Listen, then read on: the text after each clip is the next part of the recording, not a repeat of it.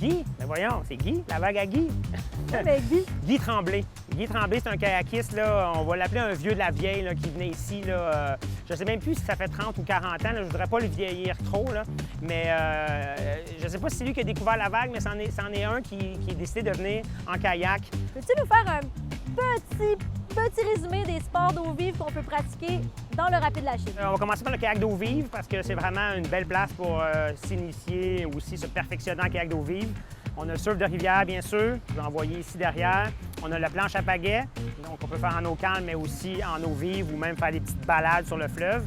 Et on a naturellement aussi le rafting, qui est probablement un des plus vieux sports qu'ils ont fait ici là, depuis 30 ans, 35 ans. Là. Pour s'initier, on fait comment? Toute seule? Par Jamais. l'entremise d'un organisme? Ben écoutez, moi je disais, puis je veux pas faire juste la pub aux écoles, là. C'est sûr que la meilleure façon, c'est de prendre un cours. Ou peut-être avoir un ami qui vient ici depuis longtemps, qui est bon, qui sait comment ça fonctionne, qui va vous expliquer les règles de sécurité et de fonctionnement, d'éthique.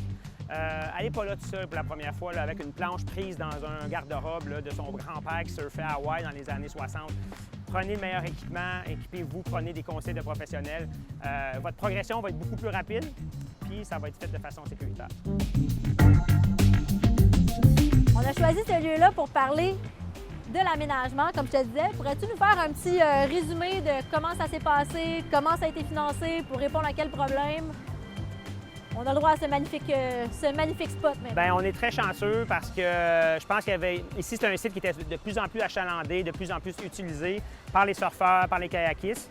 Et puis, on avait un problème d'érosion, donc des arbres qui tombaient, des sentiers qui devenaient dangereux. On aurait pu perdre la rive, puis perdre la rive voulait peut-être dire aussi perdre la vague. Donc, en solidifiant tout ça comme ça, on vient consolider ça pour 50, 60, 100 ans peut-être, on ne sait pas.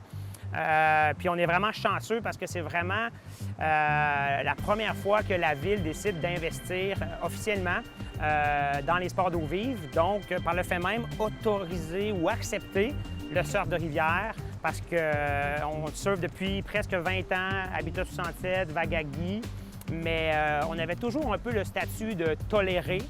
Et en faisant ce move-là, je pense qu'il nous lance un message clair. On aime votre activité, on veut une pérennité, on veut que ça dure, puis on veut surtout l'encadrer pour que ça soit fait de façon sécuritaire. Est-ce que ça ouvre la porte à d'autres projets d'aménagement pour des vagues éternelles qu'on aurait à Montréal? C'est un vieux rêve. Il y a plusieurs personnes qui ont ce rêve-là aussi. Je sais qu'avec Eau Vive Québec, il y a un comité là, qui va se former très prochainement pour faire une association, une branche. Oui, ça ouvre la porte. Je pense que si on ne fait pas ça, on manque une belle occasion de donner à Montréal là, la chance de devenir peut-être la capitale mondiale des sports d'eau vive. Là.